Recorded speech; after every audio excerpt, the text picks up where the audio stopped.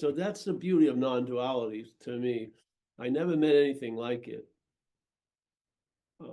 Because the topics can change, but the seeking is the same. Like the drug seeking was very similar to spiritual seeking. And actually it was more fruitful, really. I mean, if you got, you shot coke, you felt something for a while. You did, hopefully.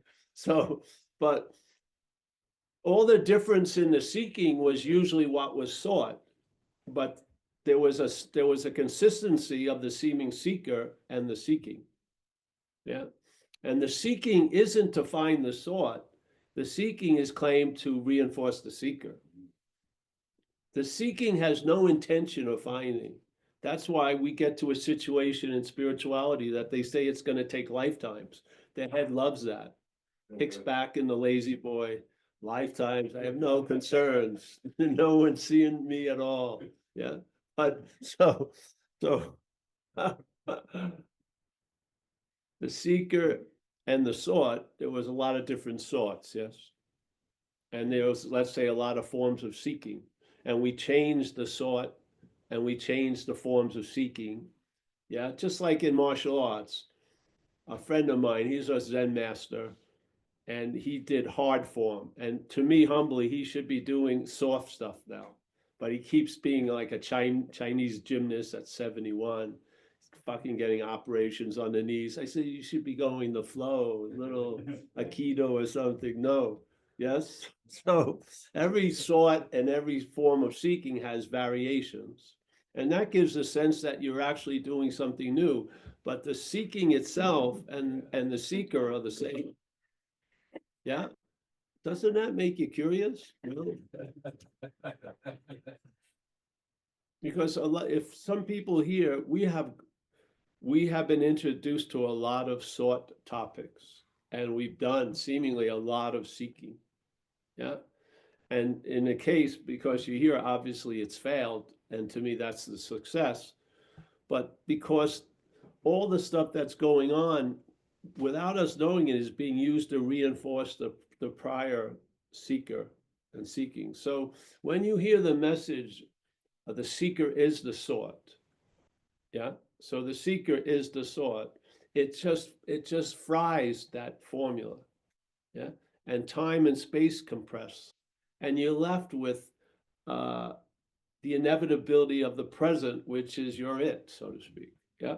So the seeker and the sought, a lot of time and space can fill up that, and it can expand, and there'll be more sorts and more time seeking and different variations, but the formula is the same, and it's off, I humbly believe. Yeah. But when you see the seeker is the sought, it compresses the time and space, and really basically you're it. And then that which feels uncomfortable, that you're not. Yeah. This is the beauty of non-duality. You finally see what you've been looking from. Yeah. That reaction to life, you thought it was you reacting to life. It was a mental reaction to life. And there was no you to be found in it. Yeah. The you was implied, because all we did was we emphasized what we reacted to, but what was reacting. Yeah. And we just assumed that was me. It was always me that was reacting. But if you've been taken over by some form of obsession or addiction, let's say drugs and alcohol, it's obvious over time, like you're being used for transportation, literally. Yeah. You, like it says in our big book of AA, you have been driven, you're not the driver. And the story we're listening to is you're always the driver. Yeah. You're the driver. And yet the prison, if what really happened was true, the prison is full of like Toyotas. Yeah. Because everyone convicts the driven. And then the driver goes scot-free. Yeah. And this is the whole point of recovery. When we don't care how you're driven or where you're driven to, we want to see who's the driver or what's the driver. because if it's a self-driving car, which it literally is, you know how it's worked with Musk and those people. The only way they can sell the self-driving car, it has to have human supervision. That doesn't sound like a self-driving car. You have to be in it watching it. So, so, so non-duality seeking. What happens is when you hear the message, like you are what you're looking for, it may cause and produce an effect in the seeking. And when the seek slows down, the transparency of the seeker is noticed. Yeah, the seeking is really the close of the emperor. The emperor is the idea of the seeker, and the close of the emperor is seeking.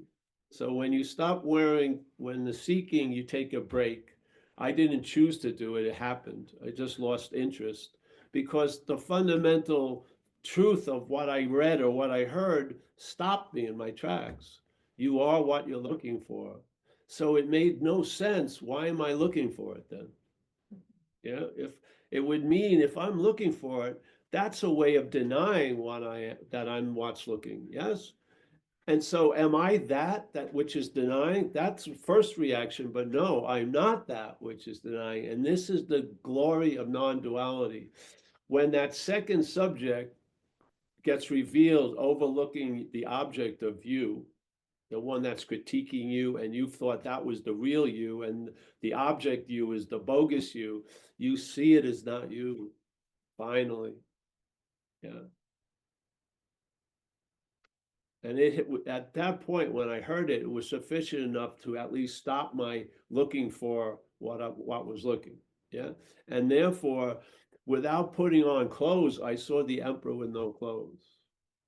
And the beauty was when the emperor puts clothes on about seeking something else, I know it has no clothes. Yeah, it's like when I told you that story, I was young and my mother somehow was getting someone looking at her shoulder and she was laying down wearing clothes, but from my view, I could see right up the highway. Yeah.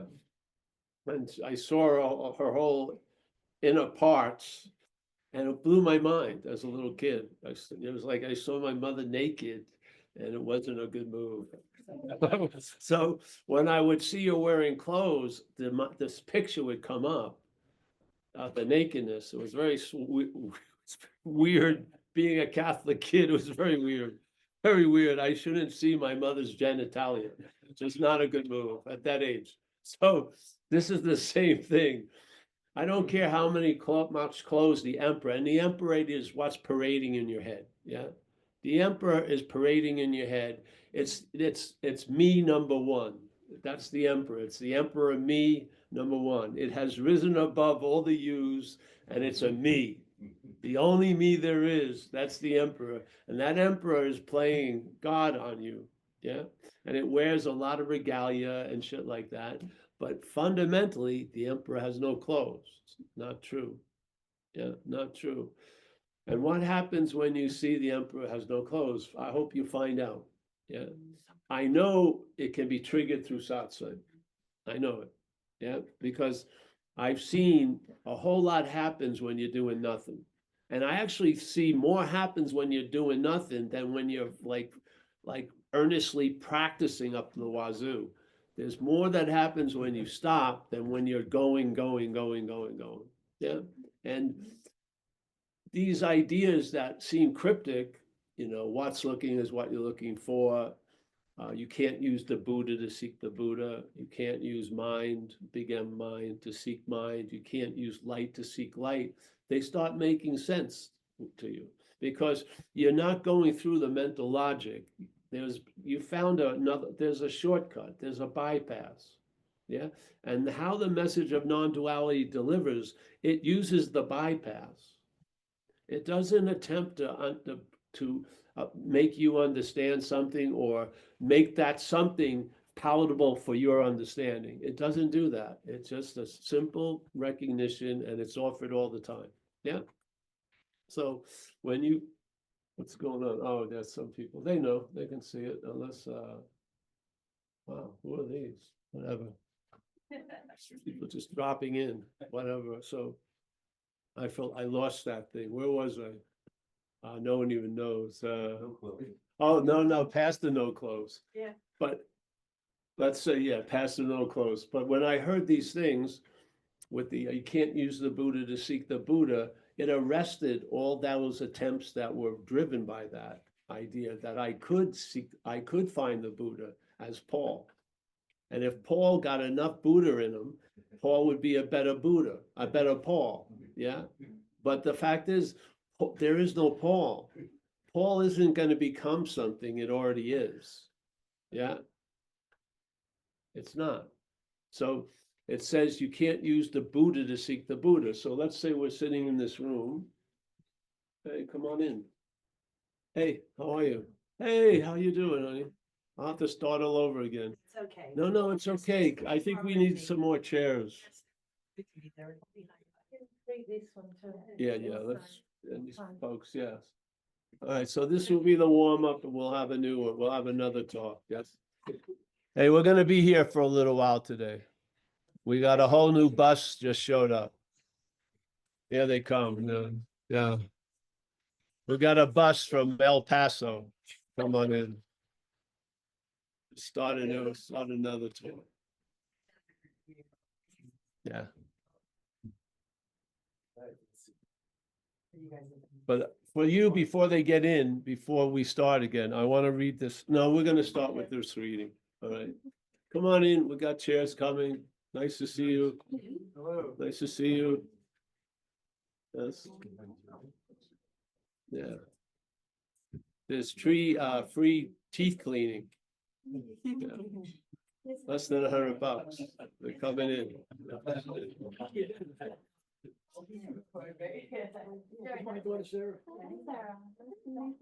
This bathroom, yes, she'll take you up, yes. Hey, you have a beautiful chair. Oh, my friend. Did you drive all the way from Brooklyn? Bronx? Oh, fantastic, my friend. Sit down here. Oh, yes, I mean, now it's all. Now that you see it. Yeah, no, you triggered it. Yeah, yes, in context from New York. These are folks from when we had New York Satsang. Just visiting our daughter who lives in LA. We were coming out here anyway. We didn't know you were going to be here today. We had plans already to be here. And then we found out that you were going to be here. Wow, today. Like synchronicity. Wes, that's Hey, Wes, how are you, man? Paul. Well, that's a trip, eh?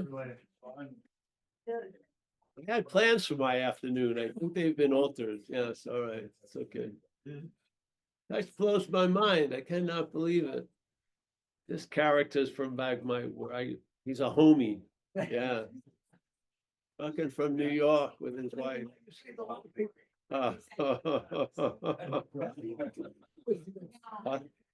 Yeah, fantastic. You're looking good, both of you also. Very good. Yeah, that's. Oh, great. Yeah, thank you. I got a new hairstylist. And a lovely beautician. Every moment with Amelia, I get a better shine to me. We have a seat for you? Yeah, this seat's right here. All right, well, let's see, we'll start again. sorry. No, it's perfect. It's a very nice gift. Thank you for showing up. Nice, very nice. Yeah. Maybe reborn. I like those talks in the Buddhist center. When we were in the Buddhist center. Yeah. Yeah. Oh, yeah, the sober living, yeah. Up in Brooklyn. Oh, yeah. Yeah, they had a great cafe, but the name was bad. It was Think. That's the name of the cafe, Think. That can be dangerous. All right, well, welcome everyone to another. We just erased the first part. We're starting over, okay? Yeah, take two. Paul H. and fucking Chico. No, Paul H. and Joshua Tree. Yes. So listen, I'm going to read something. Everyone here has been familiarized with non-duality somewhat. Yes, no? Yes, all right. Okay. We showed everyone, this is the book of scripture for us. See this? That's there. There. That's about it right there. Okay. This is, at this moment, this is as condensed as I feel you can have it, coming from what I think was a great master, a man called Ramana Maharshi. Yes? You want to call him a man. I look to him unbelievably because he lived his whole life in diapers. Yeah. Awesome, I think. How many people can pull that off? That's a difficult freaking thing to pull off and wear it really well.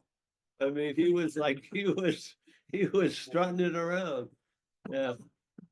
So you're familiar, honey, with the message non-duality a little? I hear about it. Okay. Okay. All right. Well, this is a beautiful way of condensing it. Okay, so there's two parts to it. And the first part is, you expect someone who was involved in spirituality would have like the wisdom of the ages, and they know all the mystical mysteries would be solved. Yes. So when someone on that level says there is no greater mystery, it's an important thing to listen to, because he's probably come upon lots of mysteries, and he's saying right here, there is no greater mystery than this, that being the reality ourselves, not what we call this reality, the reality, yeah, being the reality ourselves, we seek to gain reality. So he's saying right here, the greatest mystery is people are looking for what's looking already. Yeah. So what we're looking for is what's looking. So what we are is being ourselves reality, not this, yes, but what we are is being ourselves reality. Yet, driven by the mental state, we go and we attempt to seek to gain reality. Yeah. Now, non-duality doesn't change the seeking to attain reality. It just negates it being you that's seeking to attain reality, because it makes it very simple. If you were reality, you would not be seeking reality. And he's stating this fact that you are reality, yet there seems to be a lot of seeking for reality. And how you greet that is not you. So the idea of you that you feel a lot of things about in this situation, that you that is seeking reality cannot be you, because you are reality. Yeah.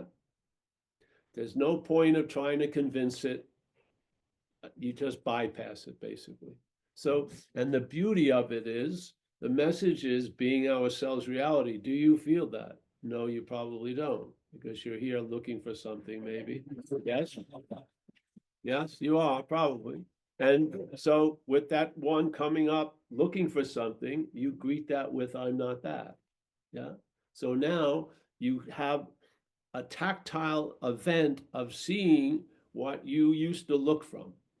See, the head starts at a manufactured point. There's a whole lot of presence before it. And we are really rooted in the before. Yeah. And then we, as a person, this idea of a long-lasting, independent, separate entity is an idea that comes after. Yeah. And that idea that comes after has been representing us quite a lot in this life. And one of the easiest ways to see it's bogus is to have the assumption given to you, maybe by faith or whatever, that you are reality, as this master just said. And then you see, then why the hell am I looking for reality? And obviously, then you look a little more, and who is that I that's seeking for reality? And then the message or invitation or non-duality is, it's not you. That's how you go. Yeah.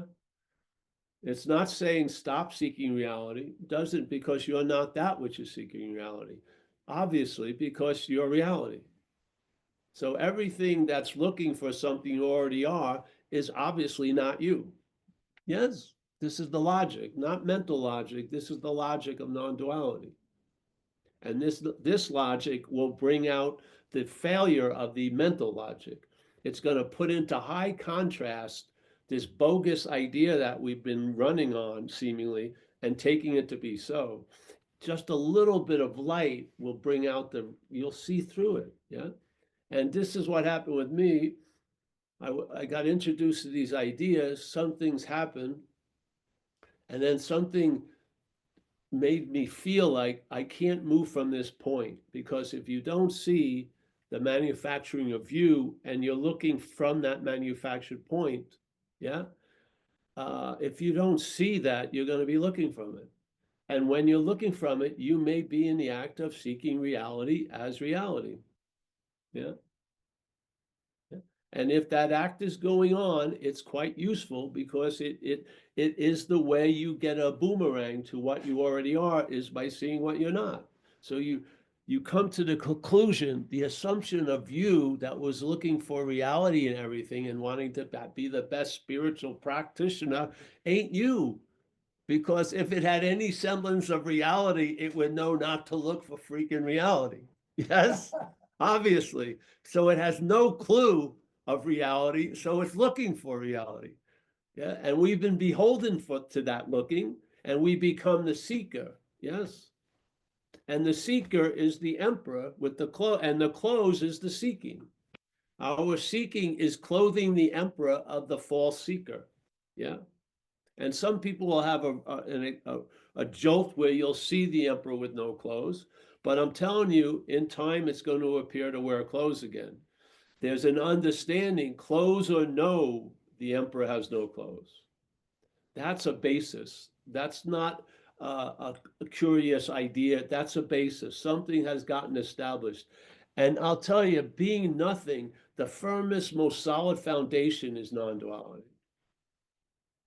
It is so freaking solid. When you fall back on it, for me, it was like an unspoken yes. And when I first got hit with it, I knew it was knowledge before knowledge. Yeah. All the knowledge I was trying to acquire was just reinforcing the I that was trying to acquire it. This knowledge was about that activity. Yeah. It's not another subject that I'm interested in. It negated the subject of Paul. Yeah. Now, Paul, as an object, runs around and does all this stuff, but Paul, as the imaginary subject, does not sit and roast it all fucking day or shit like that. Yeah. The greatest gift given to this object of me was seeing I'm not the subject of me. Yeah. Because in the subject world, truly, I had only been introduced to two narratives. There was the thief narrative and the policeman narrative. And I had the policeman young, and I didn't like that fucking stick up the ass. Yes? Thinking about should I go left or right, as if, it was the biggest decision in the world. Yeah? So I went the thief route, was bad, but that, like I say, when I drank, I found out I had magnetic appeal to people in uniform. I attracted a lot of consequences in my life that got so severe, yet I wasn't leaving the thiefdom until something whacked me, and I got whacked, and I got whacked sober, because I was not a sober action figure. And then suddenly I got sober, the fucking policeman started talking again, walking the beat, with the little stick, saying this fucking sucks. And I thought, and this is duality, literally. It seemed like it's like buying like a thing for your GPS. You get two voices, like Barney Rubble or something, both terrible things you don't want to listen to, but they're the only options. But there's another option. You don't need to listen to either of them, which I had no idea there was a third door. And let's make a deal. A third door. I don't need to listen. I'm going to hear it. I'm going to hear the take from the head. But I don't need, I will not, I won't be listening to it with such great devotion, let's say, yes? And this is what triggered, this is what I saw loss of interest in this idea of me produced, opened up a giant field of possibility. Yeah. Huge amount of interest in self just limited the possibility into a very small field. Yeah. Of course, the head it wants to be in that large field, but it's the cause of the small field. The sense, yeah. It's sort of like you hear about a great party, but when you get there, it sucks. Yep. So you're not going to get it as this idea. The subject that thinks it has an object, which is what we are, isn't getting it. It's never going to get it. It never did get it. It's not AI, it's programmed. It has a ceiling. If you try to convince it, it has no free will. It can entertain that idea, but what goes into Baskin Robbins and there's 28 choices, and it's said to itself, I want vanilla, and then changes the chocolate. That 2-week seminar, free will, no free will is out the window. Yeah. And there's a beautiful thing by the same master, but let me finish this one. So you follow it a little? So there's the greatest mystery. There is no greater mystery than this, that being, meaning we're all being pointed at with the talk, yeah? That being, the reality ourselves, we seek to gain reality. We think that there is something binding our reality, exactly. That's which we call us. But we think something is binding the reality to us, or from us. No, us is the binding of the reality, the idea of me. Yeah.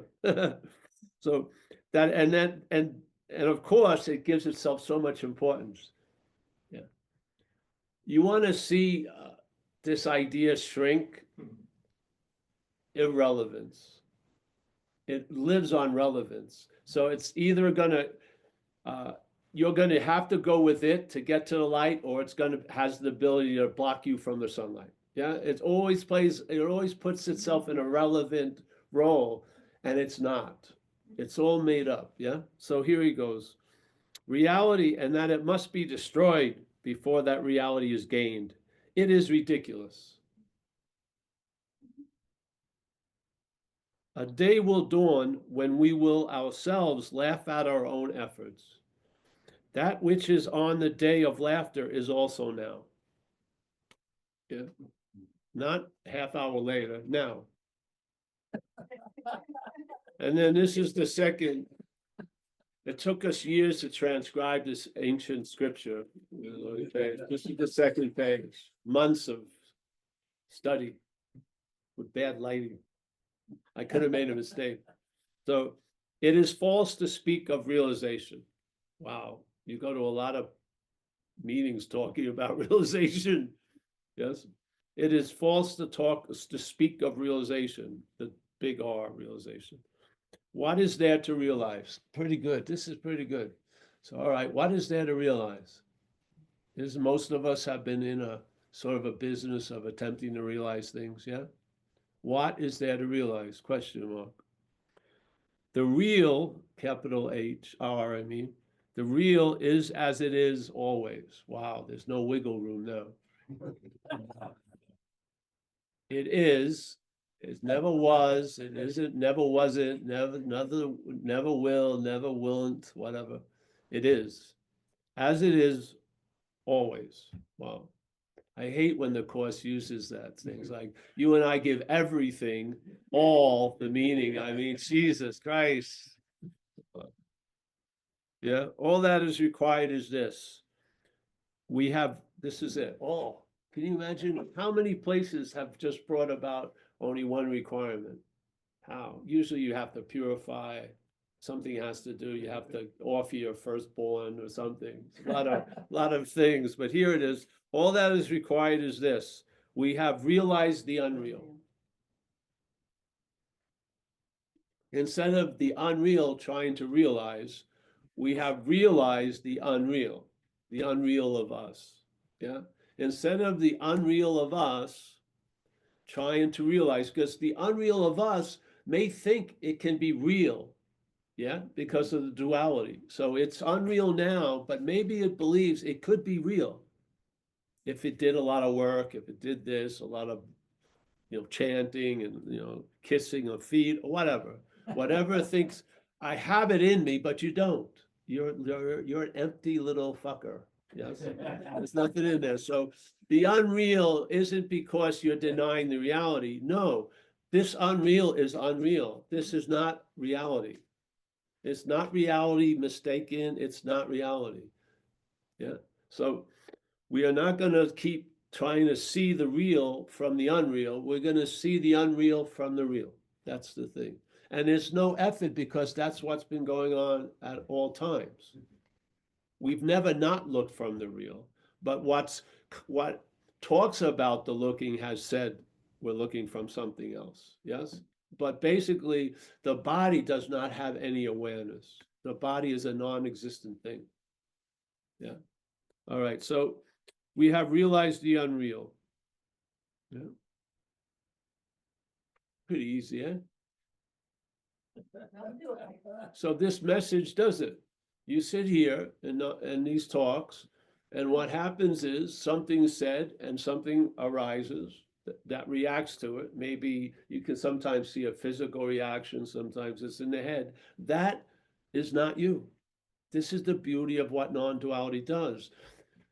The first call tricks everyone. It's the second call, yes? So when you're calling like for the moose or whatever, the second one is the one. Yeah. So you see what reacts to what was heard. Yeah. And when that thing rushes up to react to what's heard, it's not you. Yeah. And that's not two. Yeah. This is probably they couldn't use not one, basically. So they use the next easiest one, not two. It's not like not 80 or it's simple, not two. What is it? What's the dualism of where we're sitting? I am sitting here, I can see it, so it's an object, yes? Yet I have something talking about the object I can't see. We assume that to be the subject, yeah? Which it is in this dynamic of subject object, but it is not the subjectivity. It's not the awareness. Yeah. So the subject and the object and the subject thinking about the object are two sides of the same coin, and the currency's bogus. It's bogus. Yeah. So it's seeing this. This is where the relief is. And the relief, like he said right there, that relief that you're going to have when you laugh about your own efforts is available right now. Yeah. And that's the message of non-duality. To me, non-duality is not a path to illumination, but whatever path of your life is, it's going to illuminate it. Yeah, that's the beauty of it. It doesn't have, it's not a light divided into a orthodox or a radical evangel. It's not light separated and defined by the vehicle. It's just panoramic light. So whatever you're doing in this life, this understanding is going to lend a light to it. Yes. And I feel it brings about a traveling lighter through whatever the circumstances of this life is for this action figure. And really, on the action figure, what more do you want? It's not going to be a chariot of the gods. There isn't an 18-hole golf course, and there isn't a place called heaven. It's not like a fertile Nebraska, with palm trees and some hills and maybe Pacific Ocean. There's no, this is only seen here. This is a one-time viewing. It doesn't go into another dimension. It's a balloon toy that can only be made here. And of course, it can't hold the air, so it leaks. So you live 80 years or 90 years. Yeah. So the same master said how this conception of this idea of us comes is that there's a non-existent thing, which is, let's say, the body. I had this experience, I share a lot, when I was young. you know, there was we had an Uncle Fred, and he passed away. I was like 9 years old. And I knew Uncle Fred since, you know, 3 years old to 9. And my mother took me to the wake, and then she said, "Do you want to say goodbye to Uncle Fred?" Which I didn't really want to do, but it was an open casket. She walked me over to the casket. I looked in, and I realized that ain't Uncle Fred. Like that. I didn't think about it. It just was like, that ain't Uncle Fred. Yeah. So I saw the reality of Uncle Fred as the non-existent thing, which is not the reality we're speaking of here. Yeah. So Uncle Fred, when the animation or the existence was gone, there was no moving in Uncle Fred. Yeah. So I saw the non-existent thing, which is the body. The body's not existing on its own juice. Yes. It's driven by, let's say, what they call existence. Yeah. And that existence seems to come and go. And then that's the span of our life. Yes. In this view, the body is a non-existent thing. It doesn't have any existence in and of itself. So it says, all right, there's a presupposing. Now, pre means before something. Yeah, so you're supposing or assuming something, but that assumption is almost a belief because it's been presupposed. Yes? Yeah. So there's a presupposing of the non-existent thing, the body, to being an existent thing. And this is where the mental logic is off. The mental logic, yeah, sees the body as that which is existing. It doesn't see the body. So here's the water running through a hose. The head sees the water as the hose. Yeah. When the hose is just facilitating, oil could run through it, whatever. Yeah. But the head takes the hose to be the water. So suddenly now the body is that which is the awareness that's coming through the body is the one who's aware or awake. Yes. And you can hear when people talk. I'm conscious, I'm this, I'm that. When the head says that, it's picturing you as a body. So you are conscious, which you're not. There's consciousness, but you're not conscious as a body. You're a non-existent thing. Yeah. So as a great Zen master, I'll finish it this way. So there's a non-existent thing being presupposed to be an existent thing. The head does this, yeah? And now that existent thing is seeking salvation, whatever that may mean. Maybe a better cushion on the chair. I mean, spirituality, whatever, transcendence, whatever it is, yeah? So now it's seeking for salvation. And then he says, if this is the case, which it is, he says, your spiritual practices themselves are reinforcing the misidentification. Yeah, it's reinforcing the non-existent thing as an existent thing. How can they destroy it? So you may believe your spiritual practices are destroying something, but the head has a different belief. It's reinforcing something. So while you're cutting down the trees, somehow it's like miracle grow for other trees. Yeah.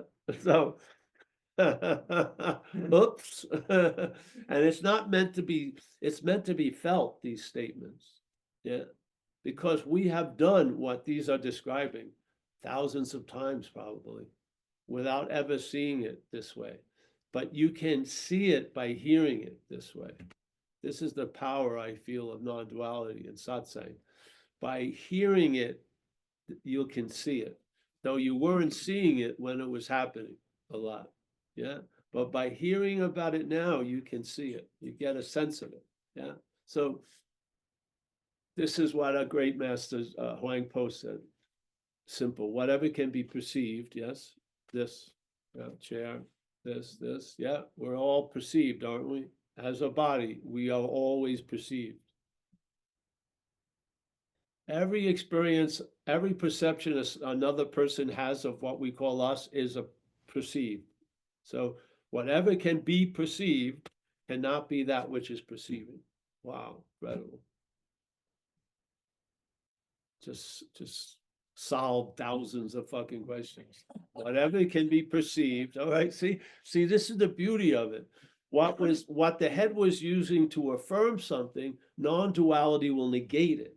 That's the beauty of it. It doesn't change anything. It uses the same information, but puts a different twist on it. So instead of, oh, you learn about something and you go, oh, I've learned about me. No, you've learned about not you. Yeah. You can know what you're not.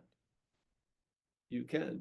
You will learn a whole lot about what you're not. You will, because we've assumed we were and are a lot. And those assumptions are really bogus.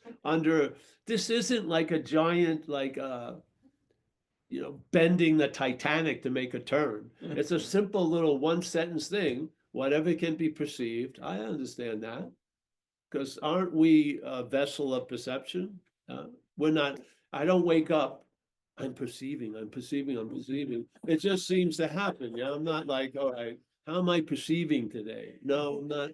It's just it's the equipment that I'm sitting with. Yeah. See, my eyes are open, I see shit.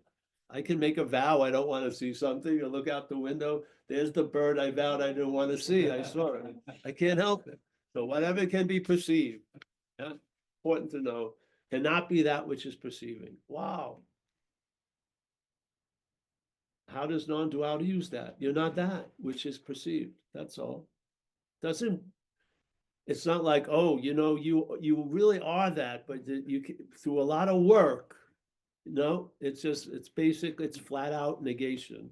You're not that.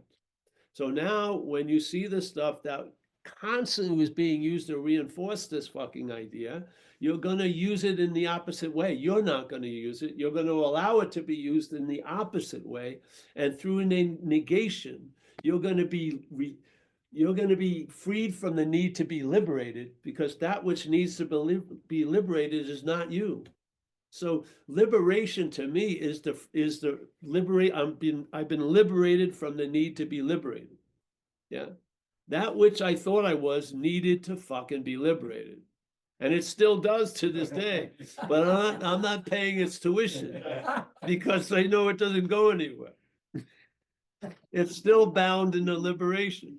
So I'm not paying for its master thesis. I already know the shit. So here you go. You just see it. You have the eyes to see.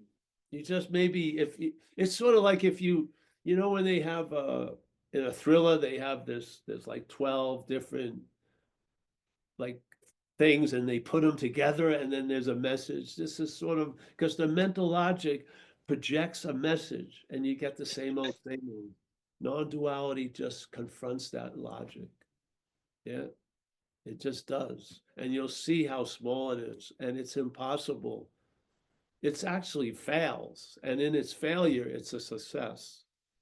Because what can only believe it can get somewhere or leave somewhere cannot arrive at where you already are. It can't. For it to arrive at where it already is, it would still fucking believe it needs to buy a ticket. It does. And then it's always, I'm gonna blow this, I know I feel I shouldn't be here and all this stuff. Let me pray more and yeah. No. So this is a simple message. You don't have to hear a lot of it. Just hearing it once may work.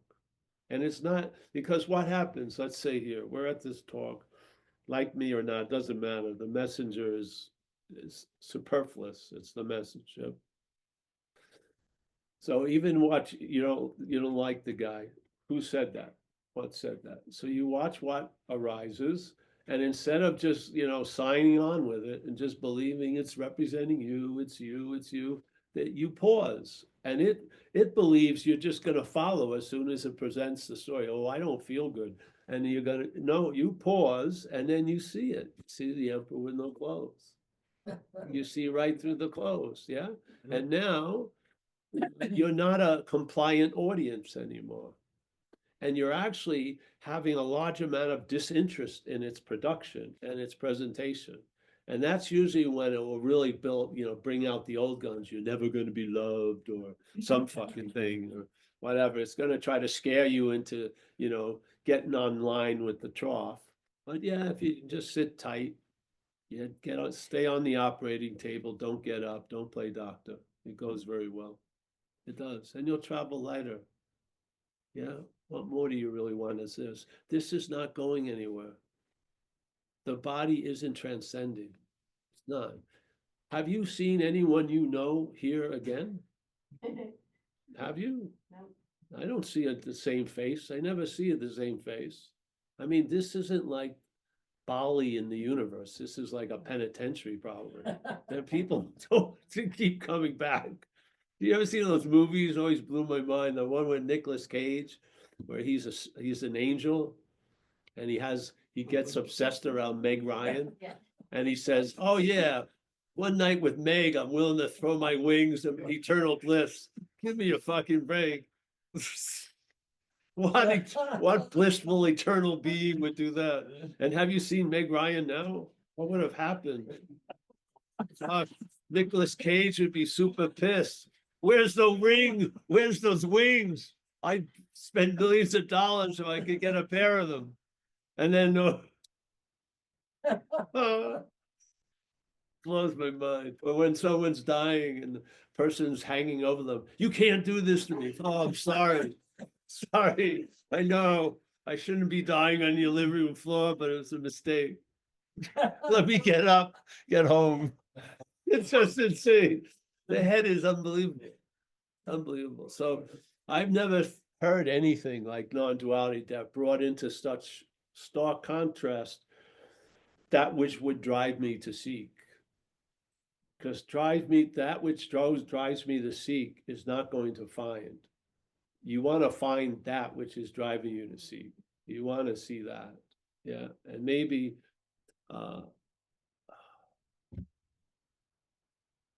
I mean, if you lose interest in there and then, you're going to be here inevitably. And you've always been here. I've been trying to get out of here since I was 6, pretty much. Through reading, and then the drugs and alcohol and hallucinogens. I just didn't want to be here from the head's point of view, because the mental here it grew up was like a hell in a way. I didn't know there was a real here there. Yeah. And then this message just brought about the great wisdom of no escape. I realized completely I can't get out of here. Yeah. So I'm here 24/7, sleeping, awake, Joshua Tree, Brooklyn, Nevada. Brooklyn's a little heavier than Nevada. I'm always here. Not because I got into the moment, I can't be out of the moment. If you believe, if you're working to get into the moment, there's a belief that you can be out of the moment. I do not believe you can be out of any moment. So therefore, I have no interest of getting into the moment. And that's being in the moment. Yeah. Yeah. Yeah. Default. It's a default that you win the lottery. Really, there's a default and you give up and then you win the lottery. You do, you give up. There's a real deep giving up. Ed, we got someone jumping in. Oh, a bomb, a bomb. Man, what a day, what a way to waste your Saturday. Can you imagine going on sites? And then they have all these hours, days to come up with something. Fuck it, or something. Oh, wow. Shit. That was a long process. Yeah, 1 week. Yeah. All right, you finally get into the site. Well, listen, yeah, that's it for today, I guess. We're gonna have some call.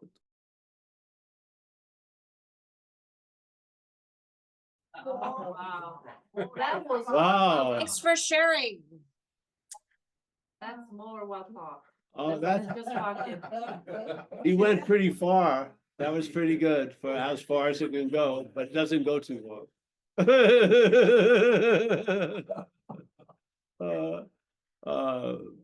You probably just finished the comic book and then. Yes. All right. Anyone? I don't want to end on that note. That was the one. Anyone oh, who's running the show? Judy Levins. I am. Sorry, I got rid of both of them, but I couldn't do it very fast. It's okay, honey. So does anybody have any questions, comments, shares? Wow, no. Oh, great. All right. Well, anyone here have any questions? Beautiful here. Thank you. It is beautiful, yeah. I made Hi, sure Paul. it there and you have to look at the wall. It's good to gaze. Gaze is a very good thing. Yeah, yeah. Especially when listening to satsang. You just gaze into it tries to resemble what it can't resemble. Yeah. When you're looking out in a big space and you're hearing satsang, it has a lot of juice. Yeah. Yeah. So no. Saraswati has her hand up. Saraswati. Yes, come on. Yes, come on. Come on in. Hi, Paul. How you doing? Good, good. Good, good. So, I think we're on echo. Echo. I think you have I something. think you have something about it. all right. So if I'm looking out the window and if I'm looking, can you hear me okay? Yes. Yes. All right. So if I'm looking out the window and I see the bird, it's because I'm of this body, or the body is of perception. Yeah? I think you said something like that. And then there's many times I'm looking out the window and the bird's flying by, but I don't see the bird. I mean, it happens every day in all kinds of situations where my senses of perception are open, but I'm not with what's being perceived. Like my mind is somewhere else. Great. And then that connects to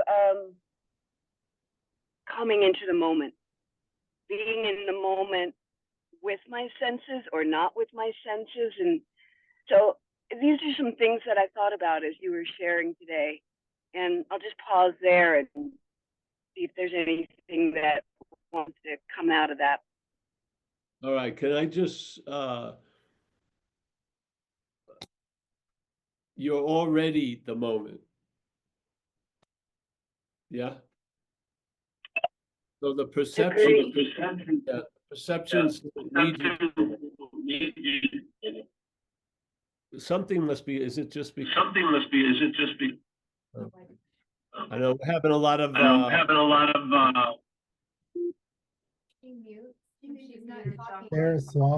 Swati's mic is open, so it's. Oh, your mic is open, Saraswati. Saraswati. Yeah. Mute yourself, sir. Swati. All right. That's good. Yeah, just to put it in there, not seeing things, it doesn't lead you to the moment you never left. Yeah. The present moment. Yeah. There's nothing the basis doesn't need anything to make the basis. The basis is the fact that being ourselves reality. Yes. Perception or no perception or whatever. Yeah. So sometimes we feel like we're doing something that brings us closer to it. But in fact, I humbly feel you can't be far from it. That's just like magician tricks. You feel your head says you something and there's a belief like I'm here or I'm there. But once you get off the train, it's like you never left the station, didn't it? Some train of thought or feelings going crazy. But as soon as you step off it, you're still at the same station. You never leave the station. Yeah. The trains leave the station. You don't leave the station. So something's driving through us, but it's not driving us. Yeah. Something that says it's way out of, I'm totally out to lunch or disconnected it's not, It can't talk about what we are. It doesn't, has no comprehension of what we are. It can only talk about what we seem to be, which is a body. And the body can seem to be out to lunch. The body can seem to be, oh, I'm not here right now. But the fact is, you are the only here there is. Yeah, and there's not like, you haven't left, and the whole strategy isn't to make the leavings less and getting back quicker. Yeah, that's not, it doesn't, that strategy is not needed either, because you never left anything. Yeah. If you never left, there's no possibility of arriving. Yeah, if you love arriving, we have this place to play it out. Yeah, but concerning what we are, there's no arriving. Because whenever you think you arrive there, it's based on having never left. Yeah, so sometimes the head wants to make a subtle requirement, you know, come on, I know I'm not there. I know I'm not there. And yes, you are not there, but that doesn't mean you're not here, but you're not there. Yeah. Whatever can be perceived cannot be perceiving. So our thoughts and feelings are part of of a system of taking a thing to be something. Yes. So how we think, how we feel is rooted in this idea of being a thing. We're not that. Yeah. Is it going to continue the same way? Yes. Because it's never going to get, it's not that. If you try to spend time convincing this, it's not you, it's just gonna gobble it up like fucking dessert. Yeah, it'll be walking around as a you saying, I'm not you. Yeah, I had it once with this Course in Miracles. The Course in Miracles brought me to a point where I thought the body was the problem. Yeah, body identification. Nothing wrong with the body, it's got its purposes, but it's just not you. Yeah. So, and I got to this idea that it has to do with this body identification. So they had a lesson in the Course in Miracles. I don't want to go into the whole content of it. And one of the lessons was like just saying relax, not chanting with great earnestness, just sitting there going, hey, I'm not a body, I am free, for I am just as God created me, something like that. So I would do that a lot for a while. And then I realized the only thing that would be saying it's not a body is a body. Something that's not a body doesn't have to say it's not a body. Yeah. And if you turn that around, reality doesn't have to say it's reality. Yeah. Reality doesn't, it doesn't. Now, something that's non-reality wants to say it's reality all the time, because that's what puts a lot of meaning into what's going on, is we think it's real. And it's very super personal and feels like that. And you've got to deal with that. If your house is on fire, it's stupid to say there's no house and no fire. You need a pail of water, put the fucking water out. But maybe after a while, someone will point out, hey, you're at a lot of fires. Yeah. And then maybe you'll see, hey, you're not the one, you're not the fire starter. And there's the freedom to me. The pail of water was necessary at that moment, but it's not freedom. Yeah. So, yeah.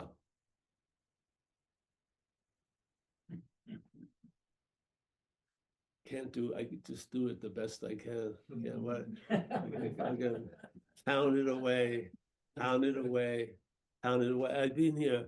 Someone sent me something from 15 years ago. It sounded like a talk from yesterday. Everyone come, you know, what's new in non-duality for 2025? Nothing. Absolutely nothing. Same invitation, same invitation. Wait a minute. Better like organic juices, same invitation. Maybe you'll get a massage from same invitation. Just the same invitation. You're not that. Yeah. Yeah. And that's that. It's not like I beg to differ. Do I have any say in the matter? No, you don't actually. I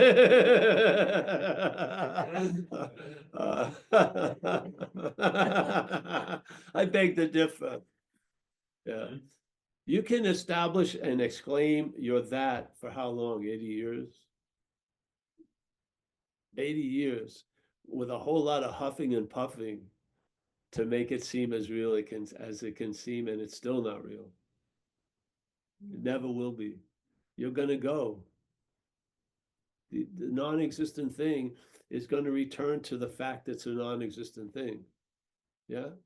You could see that body and the person has the same blue eyes, but nothing's being seen through those blue eyes. If you take those eyes out before a certain period of time, you put it into a live body, the eyes will facilitate seeing, but they're never going to facilitate seeing from a dead body. So it's the existence that sees through the eyes, not the body. Yes, if the existence isn't there, you can manicure the nails, everything, you're not scratching shit. It's just like, there you go. I mean,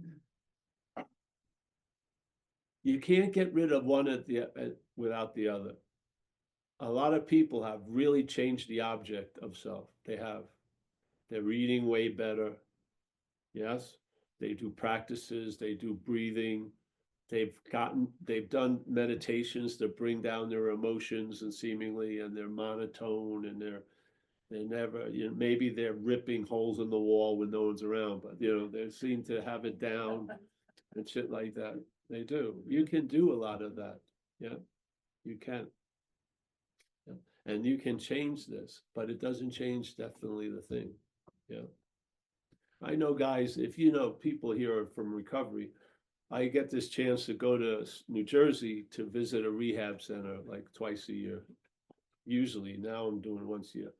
And when I go there, you meet people, and a lot of them have come off of crystal meth, and they're super.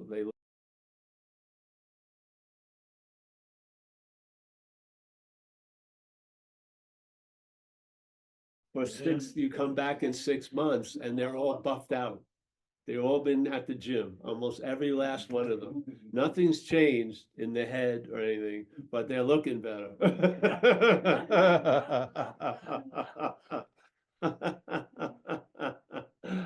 So you can change the thing as much as you want, but the things being changed isn't going to change anything, literally. Yeah. It isn't, because you are what you are, no matter what. And here, gravity always wins.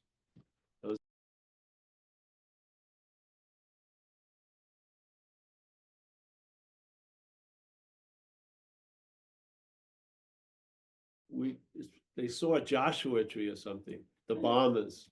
They probably have a little Joshua tree bomb. Motherfuckers having a vacation. That was the fourth one. I'm sitting in this stupid room trying to bomb meetings.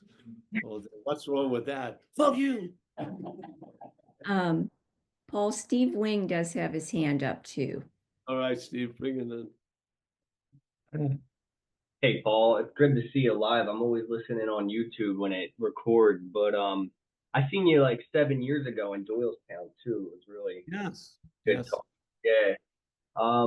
So I've done so much seeking, ayahuasca retreats, the 12 steps, the Vipassana meditations, read all the books, but I still feel like I get stuck in my head, and I know like the head can't get it, but I'm just curious like what else there could be to do that would.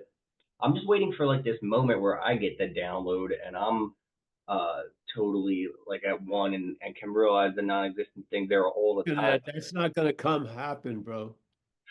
Okay. Yeah, it's so what is that? The revolution won't be televised. Your realization won't be televised. What you're hoping to happen is already there. You're just not seeing it that way. Yes. Mm-hmm. I'm gonna ask, when you're feeling that what you just said, ask who is that? Who is it that's feeling that way? Yeah, that's basically where I'm kind of at now. Where after like the non-duality message hit me so hard 7 years ago. I'm just kind of like stuck in this message, but and now that's where I just constantly question it all day. But then and it comes back, and You know I what? Do you have a chance to do service for others? yeah, oh, yeah, I'm in recovery too. Good, yeah, do kick up the service. Because Okay. that's the easiest way to get what I would hope to try to get through to with something I say. Yeah. If you just get out of yourself, you'll know a lot. I Yeah. love. And it's Yeah. the easiest way to go. Just help someone else and maybe not someone you know, because there's usually some connections there, but someone of and you know, when you're thinking, should I not do this service? The person just wants the sandwich that you're giving them. They don't care what your emotional condition is. They don't care if you're true or not, or you're doing so. They just want the bologna sandwich. It's a good thing. Yeah. You'll be brought to another level of because sometimes when it gets complicated in the head, yes? Oh yeah. Yes, and when you get lost in there and you've done so much, and there's an expectation that something should have happened, but that which is like a sentinel waiting for it to happen is missing that it's already so. Yeah, you see? Yeah. It has us believing it's not there. And by doing all this stuff, it's going to suddenly happen. This is how the head is using the seeking to have us believe it's not readily available now, that we have to change or do something to beckon it or to beseech it to download. It's not the truth. Yeah, you're it. Yeah, but not as that.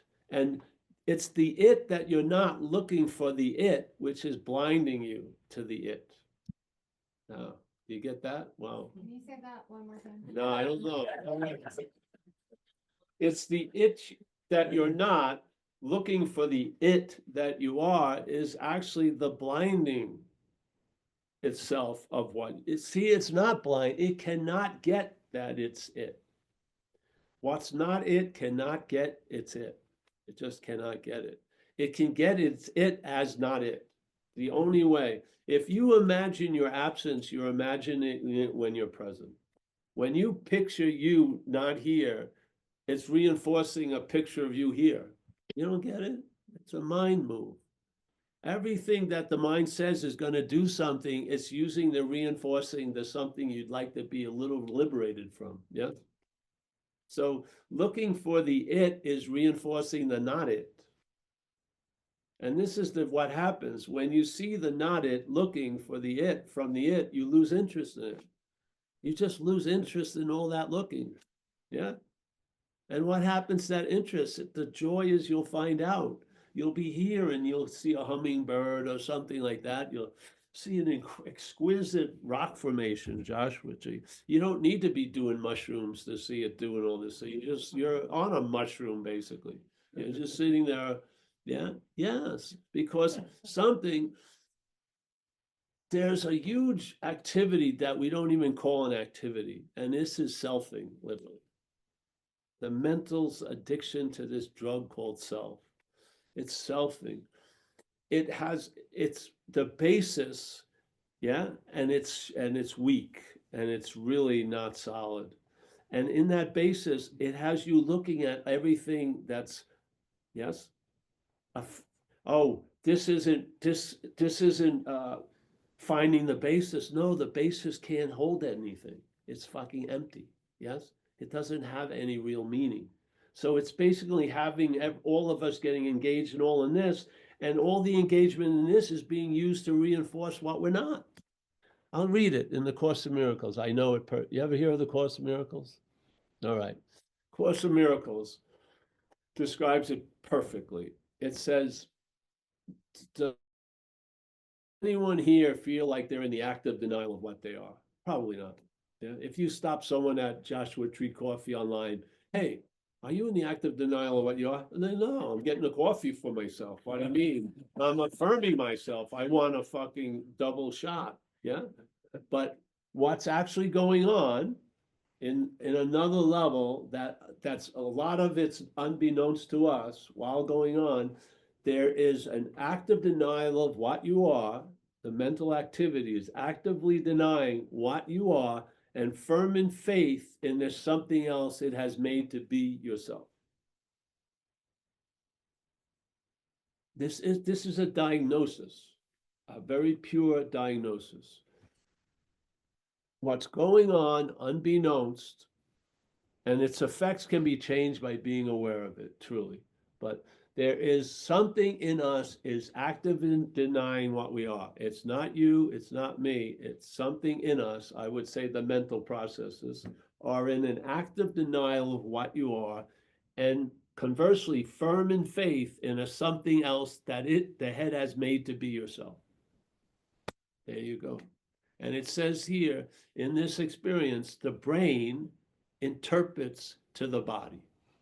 So all the information, you're not seeing this. This is supposedly light that gets made into a desert in your brain, isn't it? Really, if you go into physics, they're basically saying there's nothing here.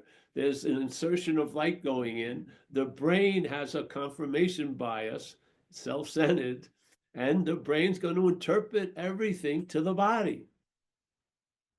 Do you need to know anything more about the brain than that? No. The brain, the head is going to take what's happening and it's going to see it as how it pertains to the idea of you as the non-existent thing, as the thing, as you, long-lasting, independent, separate entity. It's not choice. It's mechanical. The brain, it doesn't go, oh, the brain having kind of bad family, went a little, went bad, did some bad shit. Right, and now this is what the head's doing. It's in active denial of what you are.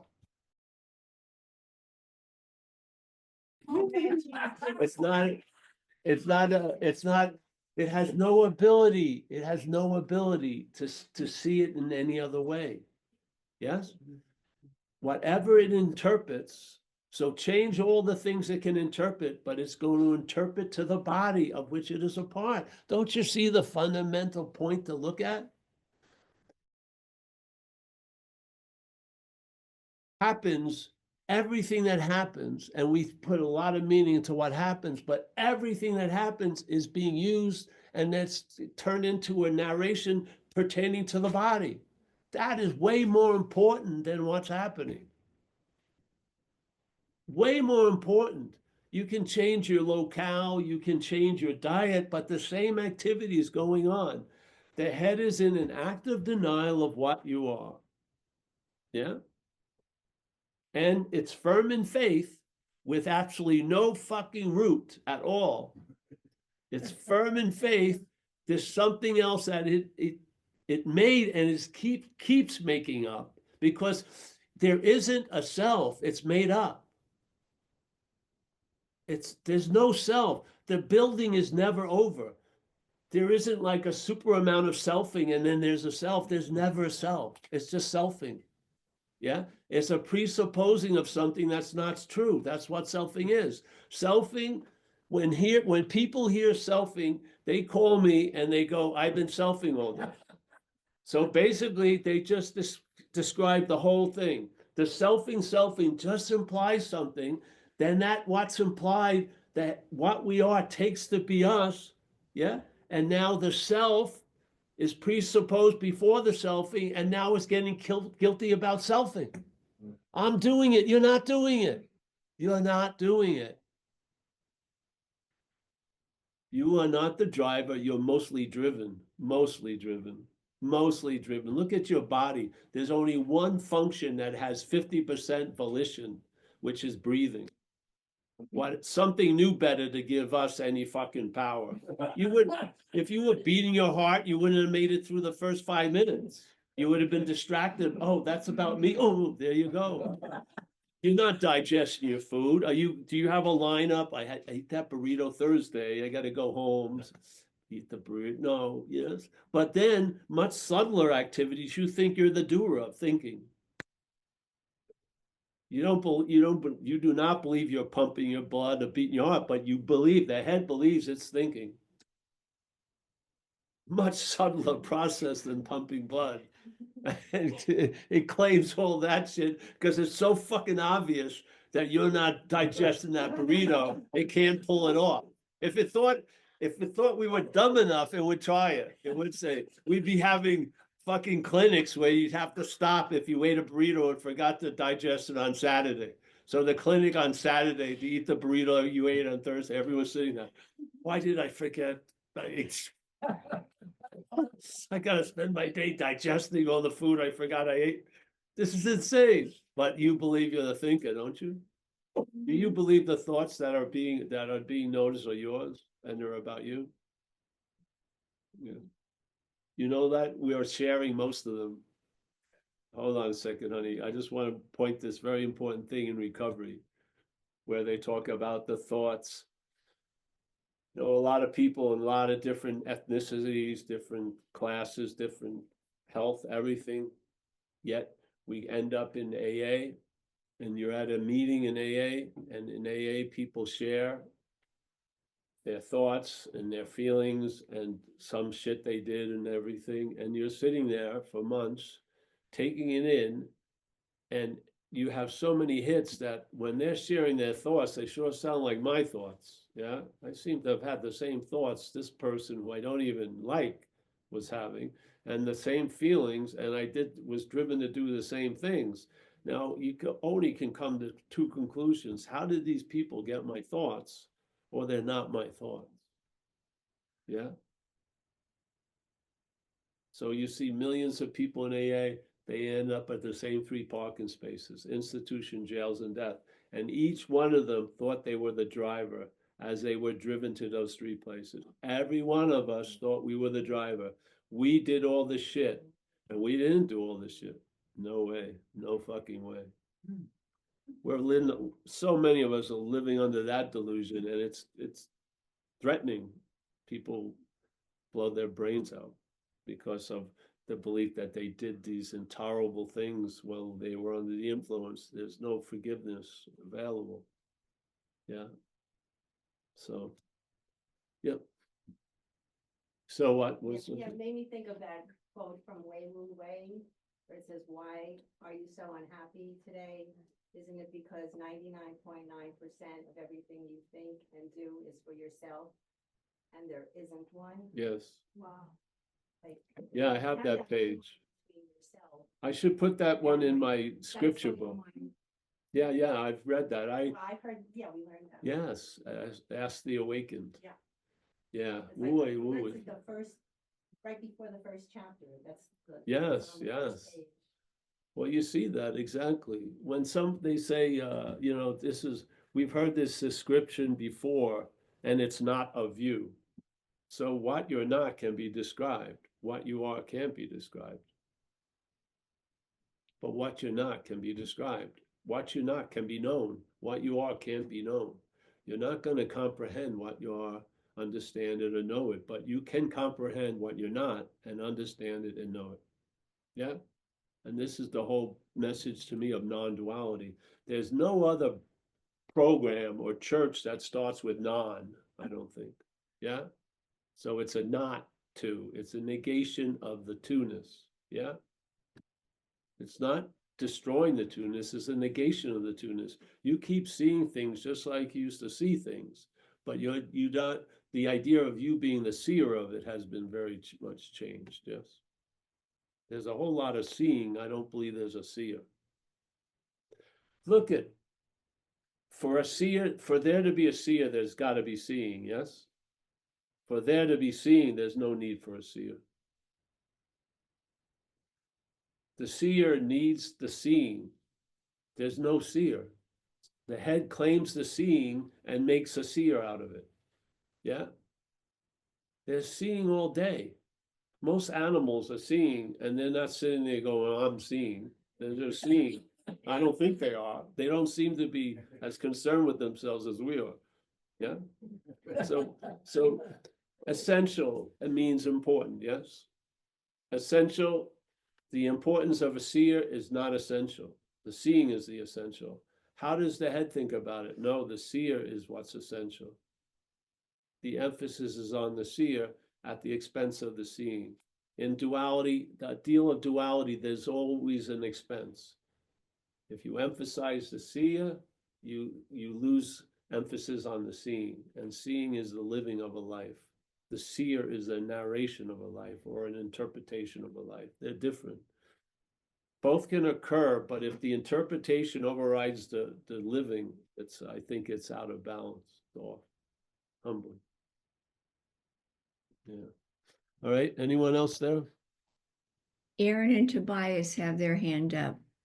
Paul. Hey, we weathered the storms of those bombers. They kept getting younger, I found. They sound like 9 years old. They're still Yeah. trying to get in. They just keep changing their names. It's Oh, wow. fascinating to watch. That is. You would think they had something better to do or whatever. All right. Who? Yeah. Hey, so interestingly, I think that the bombers, didn't ask for what they got. They got a little satsang whether they wanted it or not. Right? Because it's the silence that's golden rather than the words. And speaking of words, I just wanted to say that there's no way to form this as a question, but I found out the word exist comes from existere, which means to stand apart from and to be able to perceive. So that helped me reckon with existence, non-existence. And the only way my mind can handle things is spatial metaphors, and kind of like time and space are appearing within something that isn't moving and is totally not contained and is totally infinite and has no space. And this is kind of just related to you. I heard you the other day talking about triangulation, how the head loves to triangulate, and it's just like kind of lit up a perspective for me, like, oh yeah, there's triangulation, there's what I'm not. Great. Exactly. The non-duality response is I'm not that. The mental head's response is I'm that, and I shouldn't be that, or I'm that, and I want to be more of that. Yes? The non-duality, there's going to be a response, that there is. If something happens, there's going to be a response from the mechanism. Yeah? So the reaction, I don't want to be that, or I want to be more of that, and or the constant recognition is I'm not that. That's all. It's not saying there's no moral meaning to the I'm not that. It's not an inquisition, I'm not that.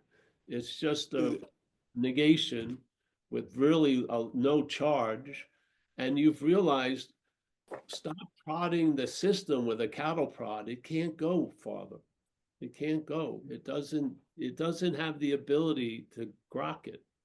Yeah. Yeah, there's no guilt for this. The mystery No. doesn't imply guilt. No. No. Yeah, we're not guilty of that. The word innocence has been up.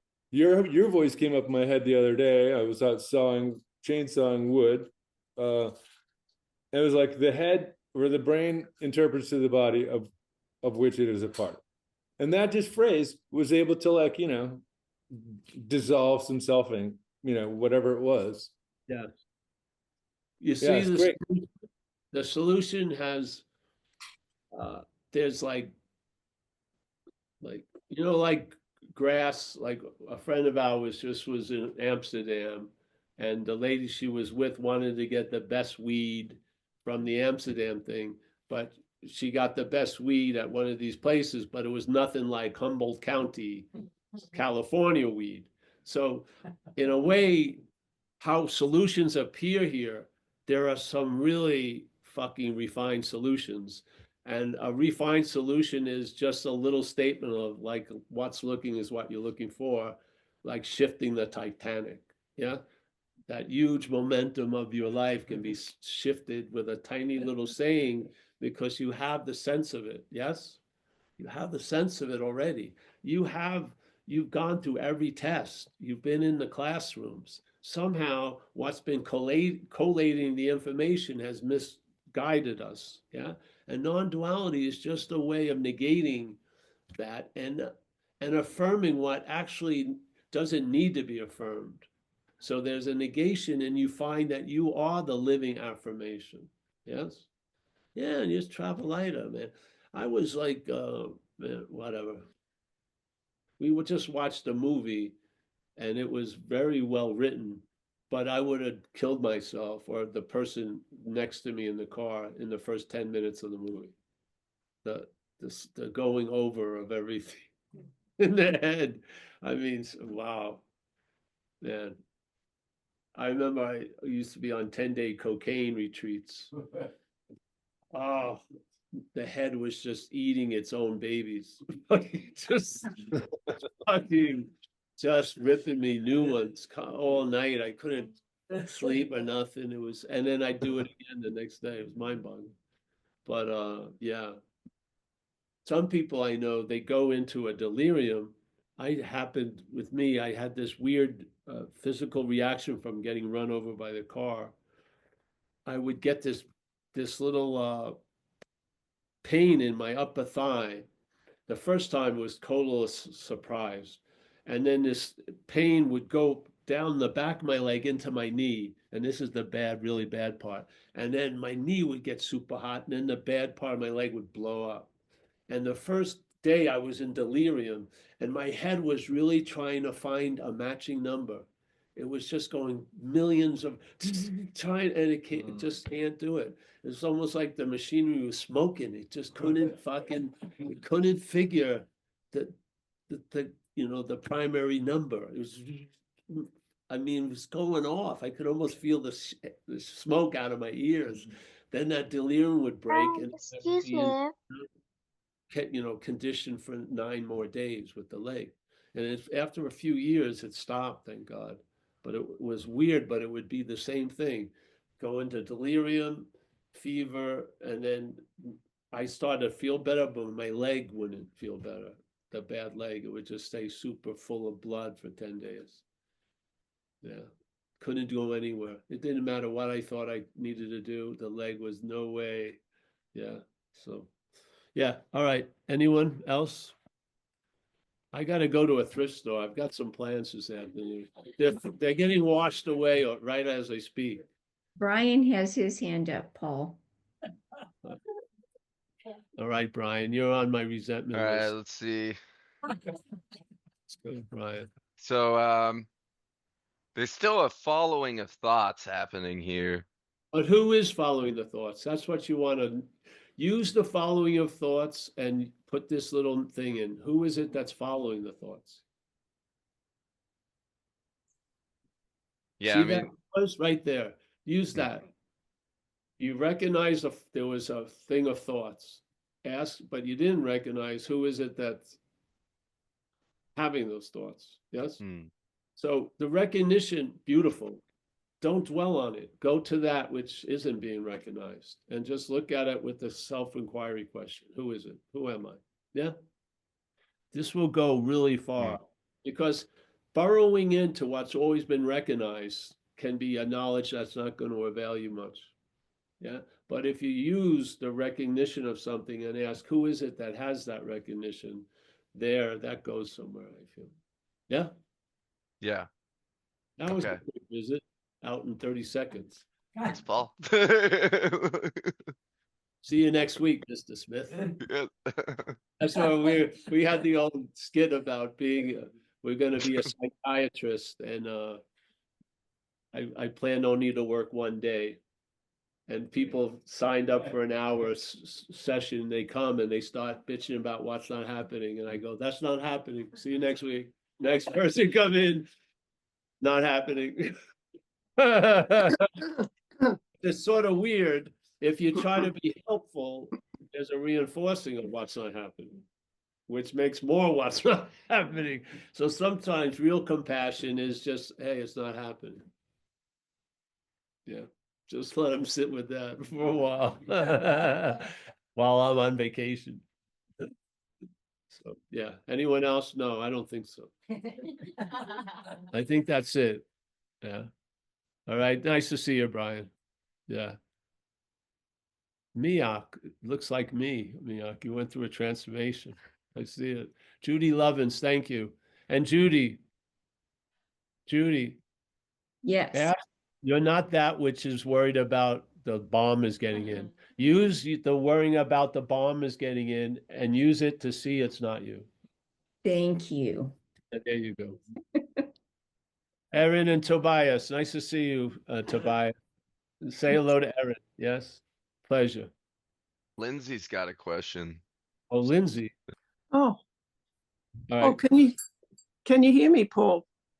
I think I can. Yes. Oh, I just wanted to say hello from Oz. I know it's one of your favorite places. Yes. Oh, Lindsay. Oh, how are you?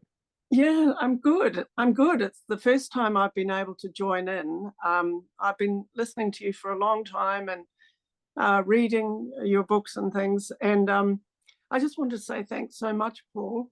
It's Yes, thank you. wonderful to actually be able to join in and listen to everyone. I feel as if I've found my tribe, Oh, because great. it's a solo journey, really, isn't it? That I don't have anyone that I can ever talk to about non-duality.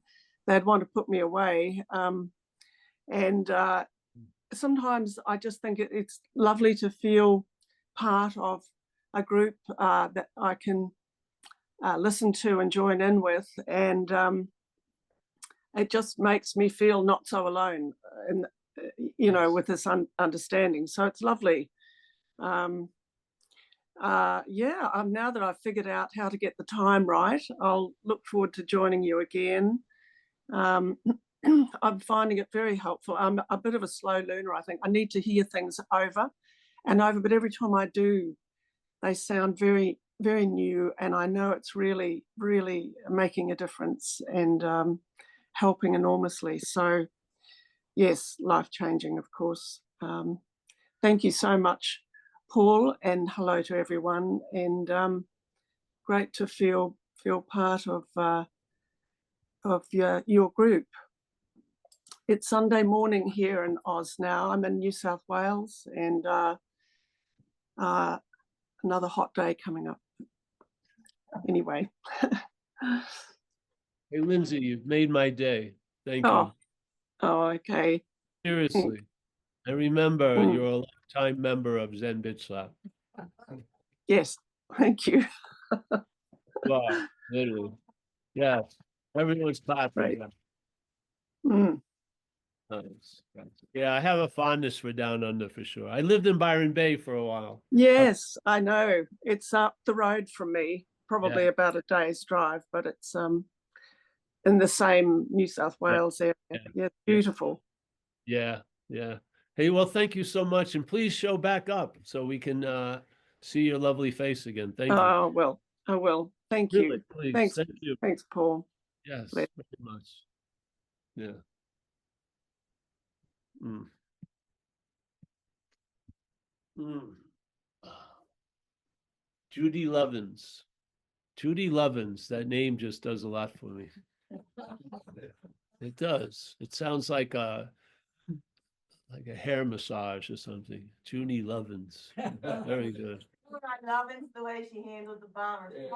Yeah, you did very good with the bombers, honey.